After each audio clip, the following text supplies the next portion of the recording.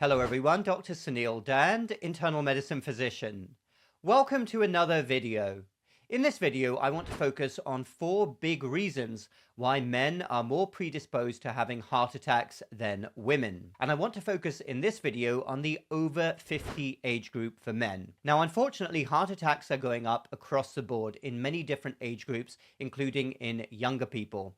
And reasons also include exposures in our environment, drugs, recreational and prescription, and also certain therapeutics that increase the risk of heart attacks.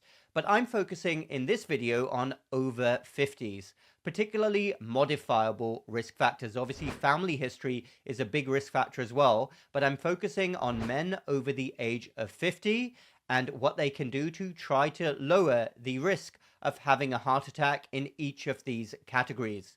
All of this is backed up with scientific evidence and research. Number 1, higher prevalence of the quote-unquote traditional risk factors compared to women of the same age.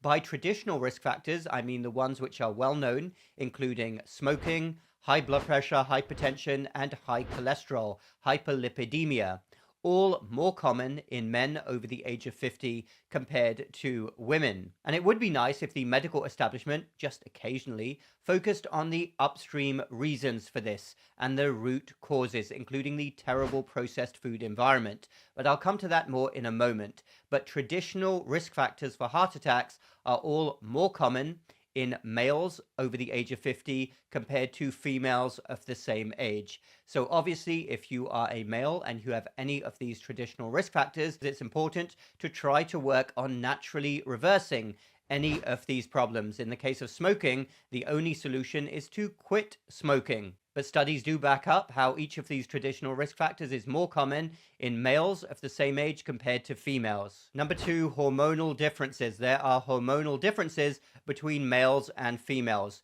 Estrogen exerts a protective effect against the development of atherosclerosis. So women in this sense have an advantage over men who have less estrogen. This is obviously more the case in premenopausal women, but there is an ongoing effect in postmenopausal women as well. Males naturally have less estrogen. This doesn't mean that women can't get heart disease. Obviously, it doesn't mean that, but it does mean a protective effect. Studies back this up. Estrogen may reduce the progression of atherosclerosis, and there is a potential inhibition of the development of coronary artery disease in women. And why is this more important over the age of 50? Because it takes time for the atherosclerosis, the heart disease plaques, to develop, which cause a blockage. So they most commonly occur, the complete blockage or enough to cause a heart attack, in men over the age of 50. Number 3, more likely to engage in risky behaviors. Men of any age are more likely to engage in those risky behaviors. This comes back to point number 1.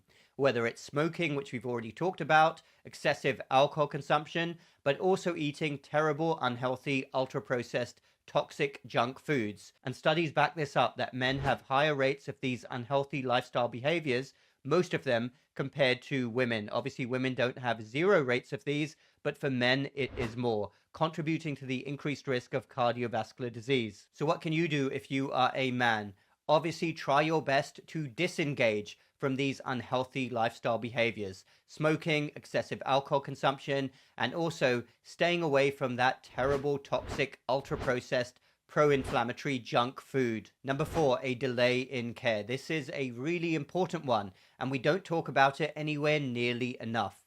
But men will tend to delay care for symptoms. They won't seek help until much later, whatever their symptoms are. I don't know whether it's a macho thing or whatever, but men tend to wait. And I can't tell you the number of times I've been sitting down with a patient and his wife will kind of look up and say, "Why don't you tell the doctor what you've been telling me? Go on, blurt it out." And the man will reluctantly blurt out their symptoms. It's kind of funny in a way. It's kind of like being a school child, the mother kind of forcing a confession out of their son. But all joking aside, this is absolutely life-saving if anybody is withholding information on their symptoms, because there's a small window of opportunity to have a diagnosis and do something about it before it proliferates to something disastrous. So yes, I see so many times the wife forcing the husband to blurt out their symptoms. That's why women are actually awesome. It's life-saving. But seriously, if you are a man, if you're having symptoms, get checked out. Symptoms such as exertional chest pain, so chest pain or chest discomfort when you're walking fast, when you're running, when you're going up the stairs, exerting yourself. There could be other symptoms like palpitations, but these are red flag symptoms that you could have a heart blockage brewing, and you should get checked out. Now, I know that I myself am a minimalist in medicine. How many times have I said I do everything possible to stay away from the medical establishment? And I think that's good up until the point where you're actually having symptoms and you need to get checked out. So please do get checked out if you're having any of those worrisome symptoms. So there you go then, 4 big reasons why men over the age of 50 have more heart attacks than women do. And I would like any man, especially over the age of 50, to remember what I talked about in this video. Of course, all anyone can do is their best to try to lower their risk of any illness or potential catastrophe occurring. There can never be any guarantees in life. Life is very unpredictable.